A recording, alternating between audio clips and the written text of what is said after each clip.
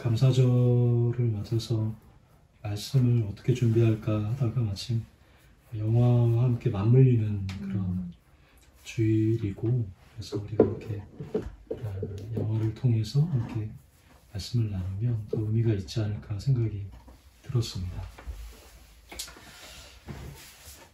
오늘 우리가 함께 나눌 영화는 2014년도에 개봉한 영화입니다. 저도 몰랐다가 근래 우연한 기회에 다시 또 보게 되었고, 그러면서 너무 재밌어서 책을, 이게 원래 이 책이 원본인 존 그린의 소설입니다. 장편 소설인데 잘못은 우리 별에 있어 라는 이러한 제목의 소설을 영화한 바로 그 영화가 오늘 우리가 함께 나눌 안녕 헤이즐입니다.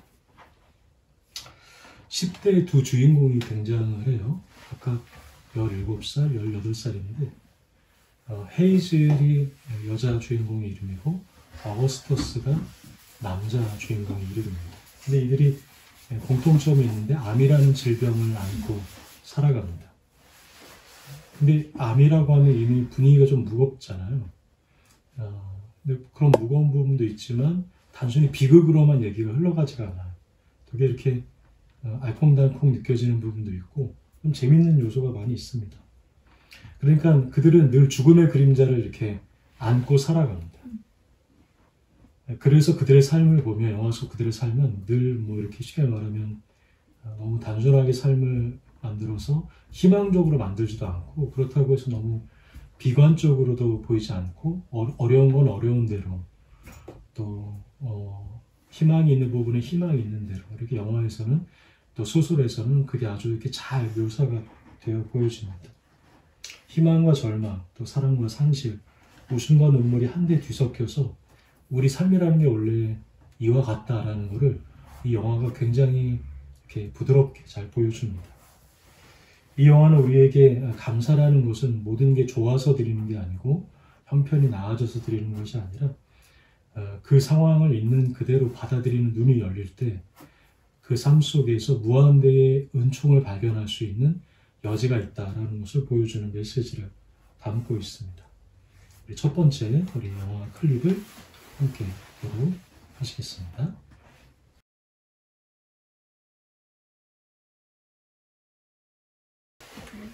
영화의 시작에 등장하는 헤이즐은 17살의 소녀입니다. 그녀의 일상은 산소통을 끌고 가며 시작하고 산소통을 끌며 맞춰지게 되죠. 13살 때 발견된 갑상선암이 발견했을 때 이미 말기 판정을 받고 그 암세포가 폐까지 전이가 됩니다. 그래서 늘 숨을 조심스레 쉬면서 살아가는 인생을 살게 됐죠. 엄마는 헤이즐을 우울증 환자라 생각했습니다. 계속 집에만 이제 박혀 있었거든요. 그래서 의사가 암 환자 모임에 한번 참여해보지 않으렴 하고 이렇게 얘기를 해줍니다. 근데 너무 가기 싫어했죠. 마지못해 헤이즐이 그곳에 발을 들이는데 그 자리에서 아주 미소가 멋진 18살 어거스터스를 마주하게 됩니다. 어거스터스, 그는 1년 반 전에, 이 모임에 나오기 1년 반 전에 고립종, 그러니까 뼈에 암이 생기는, 그래서 다리 한쪽을 잘라낼 수밖에 없었던, 여전히 미소가 굉장히 멋있고 내가 사는 게 굉장히 다이나믹하다고 말할 줄 아는 그런 아주 멋진 소년이었습니다. 그들이 만나게 돼요. 헤이즐이 자신의 삶을 누군가의 기억에 남는 이야기로 쓰고 싶다. 그날 이후로 두 사람이 병이라는 현실을 공통분모로 가지고 있대 그들이 함께 서로 웃음을 나누고 이야기를 나누는 그런 관계로, 그래서 그들의 삶 속에 여전히 남아있는 아름다움이 무엇인지를 바라보는 그런 관계로 이렇게 조금씩 자라게 됩니다. 두 번째 영화 클립 함께 보시겠습니다.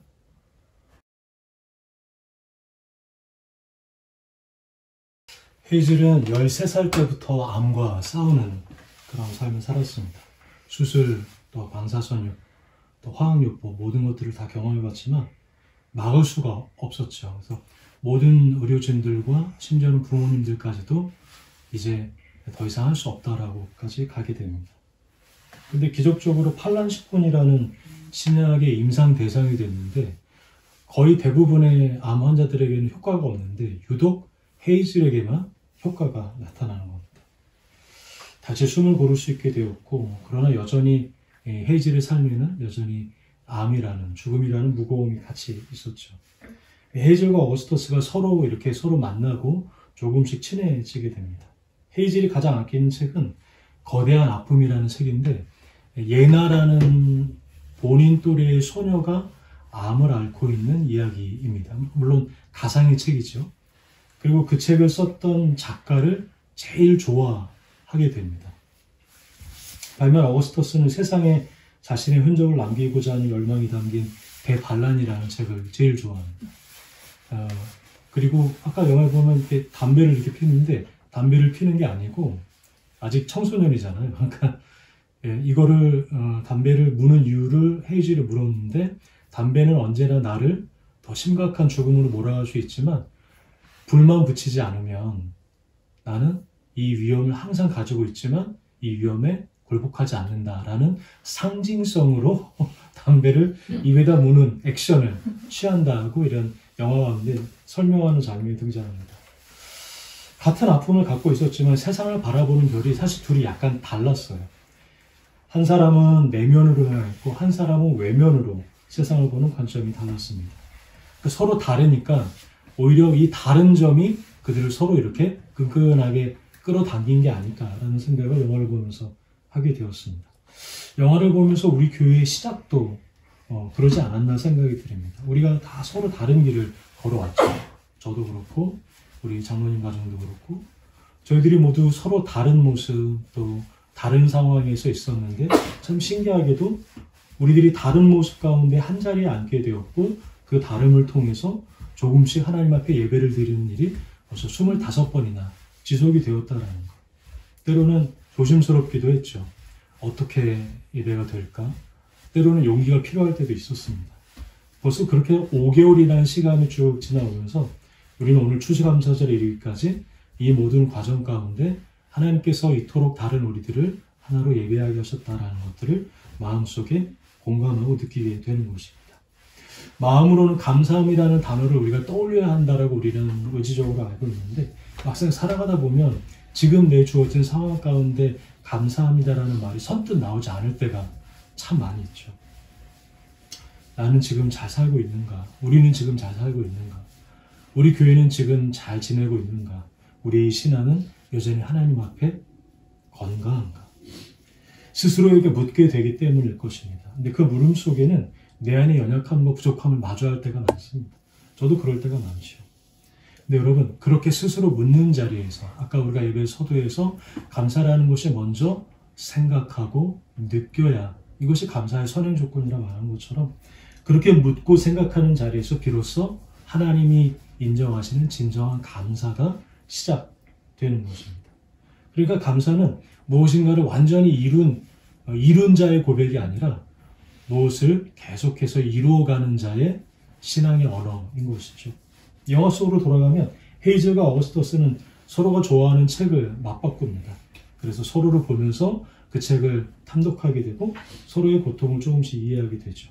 그리고 어거스터스가 용기를 내어서 그 책의 저자에게 메일을 보냅니다. 그토록 알고 싶었던 그 책의 마지막 이야기를 물어보리라 하는 결심으로 듣기 위해서죠. 근데 이 작은 시도가 두 사람을 더 깊은 상황으로 몰고 가게 됩니다. 세 번째 영화 클립을 함께 보도록 하겠습니다.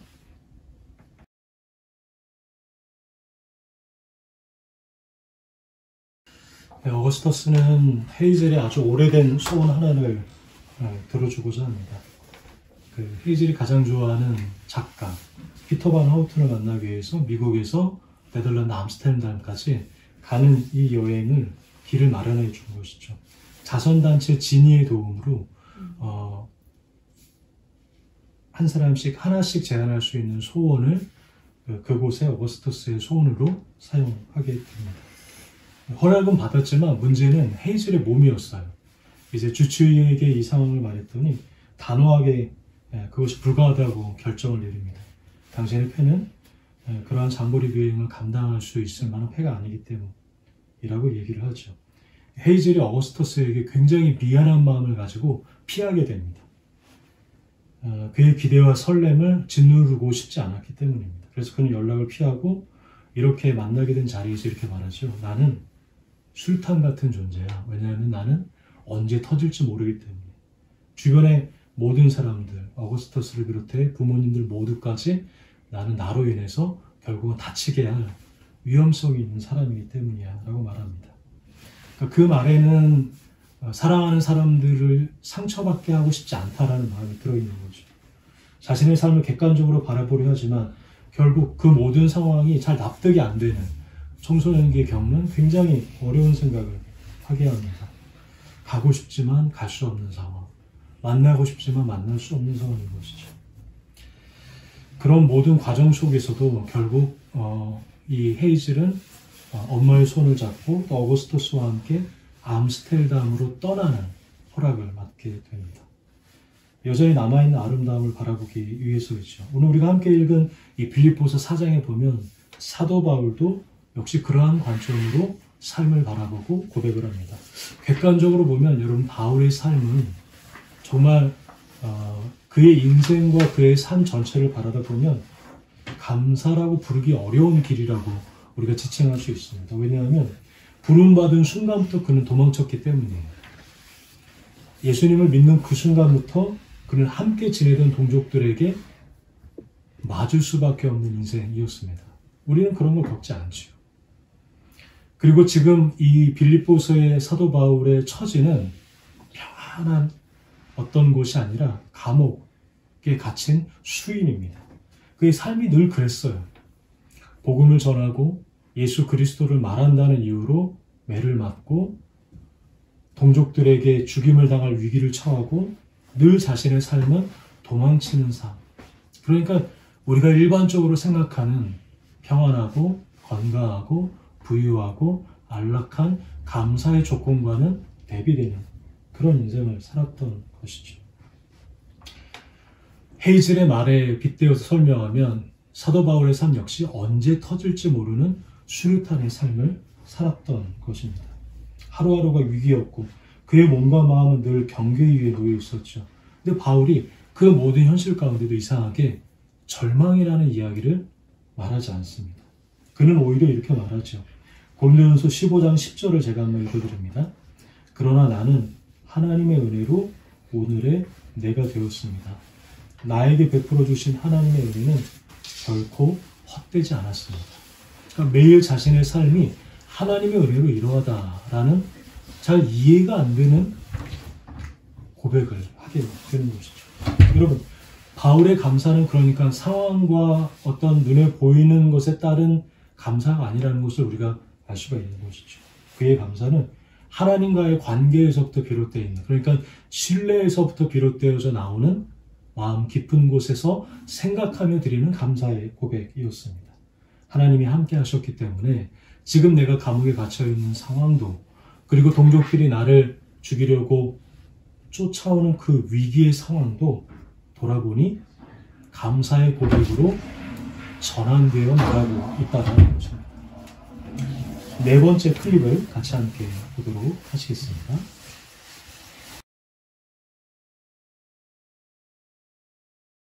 암스테르담에 힘겹게 도착한 헤이즐하고 어거스터스가 오랫동안 꿈꿔온 작가 피터 바나우스의 초대로 근사한 식당에서 둘만의 식사를 하게 됩니다. 근데 둘이 서로 옷차림을 막 칭찬해줘요. 근데 그때 어거스터스가 자기의 옷차림에 대해서 조용히 웃으면서 사실 이 양복은 내가 예전에 산 수의야 라고 이렇게 얘기를 하게 됩니다. 굉장히 담담하고 밝았지만 그 안에는 죽음을 마주한 자만이 말할 수 있는 어떤 깊은 감정이 그 말 대사 가운데 담겨져 있었죠. 그 식탁에서 두 사람은 서로의 마음을 열어서 이런저런 이야기를 합니다. 죽음 이후에 세계가 있다고 믿는지, 신의 존재가 있다고 생각하는지, 그리고 사랑의 의미가 무엇인지에 대해서 그들이 서로의 마음을 터놓고 긴 대화를 얘기하는데 헤이즐은 이 주제들에 대해서 다소 냉소적인 자세를 가집니다. 그러니까 어떤 그런 희망을 갖기보다는 눈앞에 보이는 현실을 직시하는 쪽이 그녀에게는 살아온 삶의 여정이 더 편했기 때문이었겠죠. 근데 어거스터스는 좀 달랐어요. 삶이라는 건 무엇이냐면 결국 누군가를 사랑하고 그리고 무엇인가를 기대하는 일이다라고 어거스터스는 생각하고 있었기 때문입니다. 자, 드디어 그토록 기다린 작가 피터 반 하우스와의 만남이 뜻밖의 실망으로 끝이 나버립니다. 작가는 그를 따뜻하게 맞이하지 않아요. 그는 무례했고 냉정했습니다. 사실 나중에 영화를 쭉 보다 보면 작가도 동일한 아픔이 있었던 사람이었거든요. 헤이즐이 그토록 궁금했던 질문이 그 책의 마지막 남겨진 사람들. 묻자 작가는 엉뚱하게 스웨덴 힙합 이야기를 꺼냅니다. 헤이즐이 멍해지죠. 그녀가 전혀 생각지 못했던 이야기였기 때문입니다.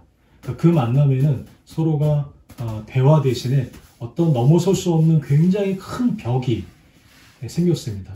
그래서 작가는 작가 나름대로의 벽이, 또 어거스토스와 또 헤이즐에게는 헤이즐 나름대로 가졌던 모든 생각들이 벽으로 생겼죠. 마치 서로 다른 상자 안에 갇혀있는 사람들처럼 그들은 서로의 말일, 서로에게 소통되지 않는 상황이었습니다. 빌립보서 사도 바울 역시 감옥이라는 상자 속에 있었습니다. 그 안에서 누구에게도 내 말을 하지 못했고 누구도 사도 바울에게 말을 걸어올 수 없었던 그런 상자 같은 감옥 속에 있었죠. 감옥이 차가운 벽, 바깥 세상의 소식은 멀었고 매일 자신의 생사도 역시 사도 바울 역시 불분명했기 때문입니다. 그 감옥이 에베소에 있는 감옥이었는지 혹은 로마에 있는 감옥인지는 명확하진 않지만 어쨌든 중요한 건 무엇이냐면 내가 이곳에서 죽음을 맞이할 수도 있다라는 갑갑한 박스 안에 갇혀있는 상황이었던 것이죠.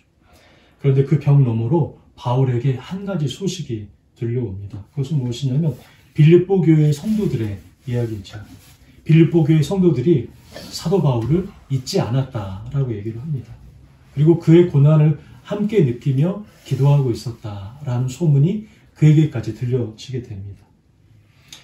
바울에게 그러한 소식은 단순히 위로가 아니었어요. 그것은 그의 삶의 감사의 고백으로 하나님께 드려지는 기도였습니다. 그래서 그는 빌립보서 4장 10절에 감옥에서 이렇게 고백을 합니다. 내가 주 안에서 크게 기뻐함은 너희가 나를 생각하던 것이 이제 다시 싹이 남이니라. 암스테르담의 헤이즐과 어거스투스가 함께 그 식탁, 마주했던 그 식탁이나 사도 바울이 지금 머물고 있는 이름 모를 그 감옥, 이 두 가지 자리의 공통점 무엇인가 하면 둘 다 기대가 다 꺾인 자리라는 것입니다. 근데 기대가 꺾인 자리에서 그들의 삶에 무엇인가가 다시 새로운 희망으로 감사가 피어나고 있다라는 공통점이 있는 것이죠. 영화 속 비록 작가는 냉정했지만 그가 냉정했기에 그에게 다시 찾아온 새로운 여정이 헤이즐에게 새로운 시선을 주는 장면을 선사하게 됩니다. 성경 속 바울도 비록 옥중에 갇히게 되었지만 그로 인한 사랑으로 피어나는 새로운 감사의 고백이 사도 바울의 입술에서부터 시작되었던 것입니다. 5번째 클립을 함께 보도록 하시겠습니다.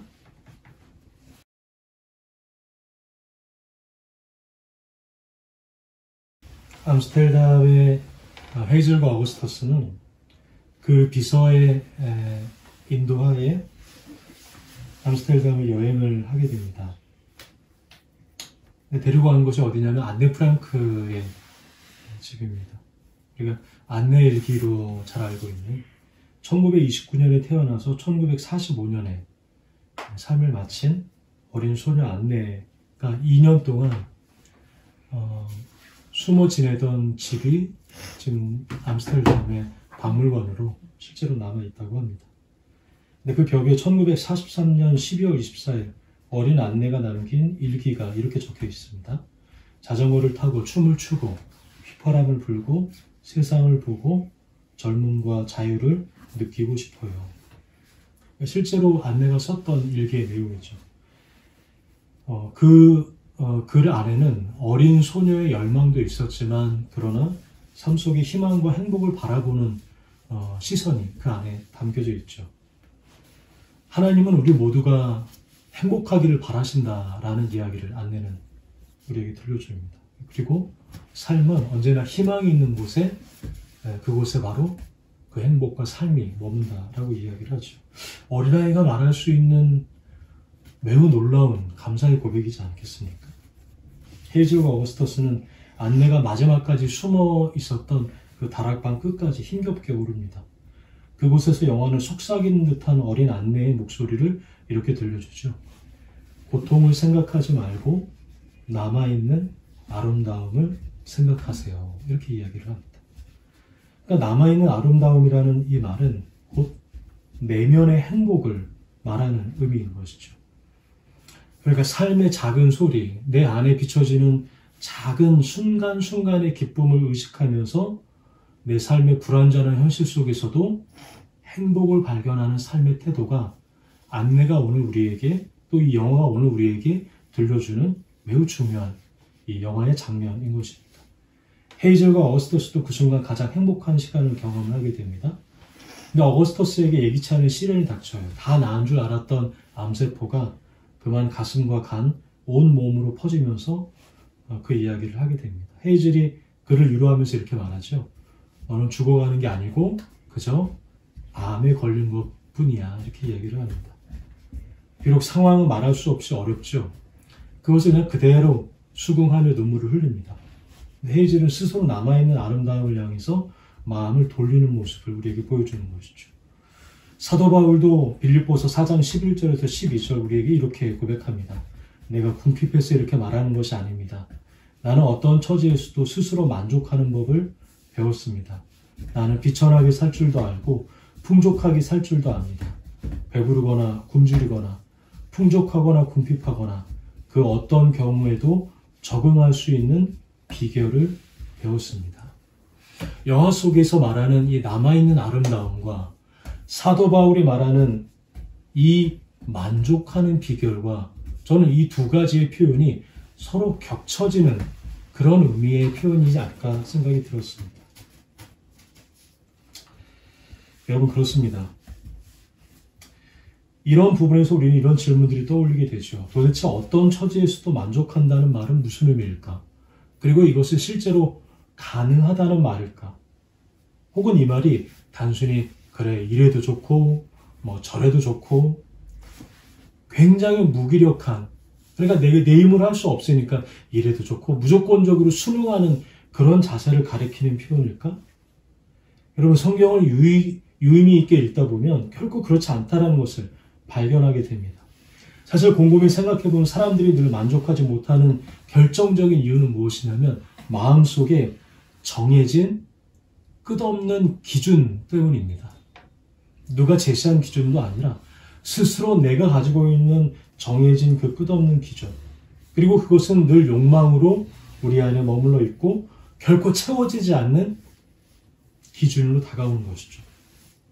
카프카의 소설 성이라는 소설을 보면 아무리 다가가도 그 성이 계속 뒤로 물러가는, 다가가는 만큼 멀어지는 성이 등장하는데 꼭 그와 같은 것이 사람의 욕망과 기준이 아니겠느냐라는 모습이죠. 그러니까 욕망을 중심에 둔 삶, 욕망을 중심에 둔 기도, 욕망을 중심에 둔 신앙의 삶에는 진정한 감사란 있을 수 없다라는 것입니다. 반면 바울이 고백한 만족은 하나님을 삶의 중심에 두었을 때 자연스럽게 생기는 결과입니다. 마치 여러분 다이어트에 임하고자 하는 사람들이 늘 오후 3, 4시쯤 되면 이상한 환상에 시달리죠. 가짜 허기입니다. 나는 배고프다고 느끼는데 실제로는 배가 고픈 게 아닌데 계속해서 배고프다라는 느낌으로 살아가게 되는 것이죠. 그래서 늘 그 시간대에 무엇인가를 먹지 않고서는 견딜 수 없는, 하나님의 마음과 연결되지 않는 사람들은 늘 이 허기진 가짜 만족을 찾아서 돌아다닐 수밖에 없는 인생인 것이죠. 그러나 하나님과 연결된 삶에서는 내 삶 자체가 선물임을 깨닫고 남아있는 아름다움이 무엇인지를 조금이라도 찾아보려고 하는 시도를 하게 되는 것입니다. 즉 좋은 일만 선물이 아니라는 것이죠. 내가 생각하기에 고통 속에서도 부족한 삶 속에서도 선물이라는 것은 숨겨져 있다는 것을 발견하는 시야, 그것이 바로 감사를 바라보고 남겨진 감사를 찾아보는 신앙의 시야인 것입니다.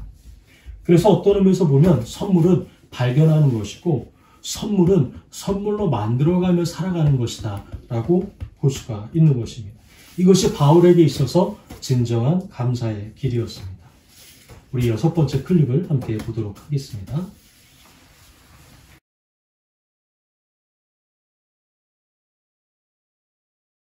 영화 속 어거스터스는 마지막 순간까지 죽음 앞에 의연하지 못했습니다. 그 두려움이 결코 약한 게 아니라 오히려 매우 인간적이고 자연스러운 모습으로 영화에서는 비춰집니다. 그러니까 더 이상 화학적인 치료 방법이 없다라는 걸 깨닫고 이제는 아무것도 할 수 없게 됐다라는 것을 알게 된 어거스터스는 스스로를 영웅적 존재로 살아가기를 무엇인가 남의 기억 속에 남기를 원했지만 현실이 그러지 못해서 자주 섞인 목소리로 헤이즐에게 이렇게 이야기를 하는 장면이 등장합니다. 나는 특별하지 않았어. 나는 영웅이 아니야. 헤이즐이 그때 매우 단호하면서 명료하게 이렇게 얘기해 줍니다. 나에게는 특별했어. 그것으로 충분하지 않아? 라고 이야기를 헤이즐이 해줍니다. 헤이즐에게 있어서 작은 시간, 한정된 삶 속에서 충분함과 의미가 이 헤이즐에게 있어서 어거스터스를 통해서 발견되어진 것이죠. 그것이 바로 감사와 만족의 비결이며 남아있는 아름다움을 볼 줄 아는 눈입니다. 어거스터스는 자신의 장례식을 예행 연습하듯 헤이즐의 추도사를 듣죠. 헤이즐이 이렇게 이야기합니다. 0과 1 사이에는 수많은 수가 있다.